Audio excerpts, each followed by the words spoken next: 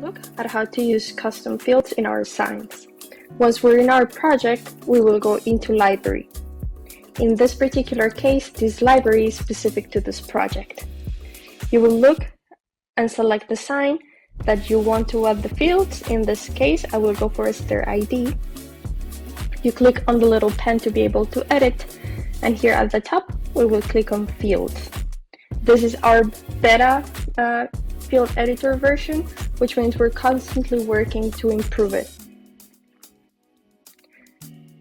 First thing, you need to add a new field, and we have different options here. One could be information and instructions specifically for the sign. Then we have short answer or long answer, depending on how much text you need to put into the sign.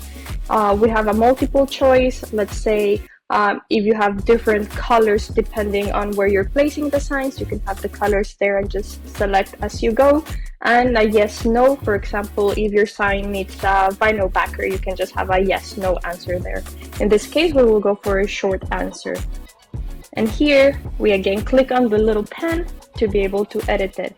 I will name this field message, and I want to have it as text default, but you can also have date and time, or a number. For example, number is particularly useful if you're using unit IDs. And we click on confirm. And finally on update. Now our sign has its custom fields. Now let's go into the overview and select a plan we want to work on. So in this case, let's look at a door.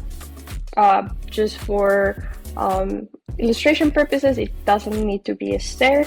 You double click to add it, and now we can go here and select our type. The type that we're looking at, it's the stair ID, so I will select it.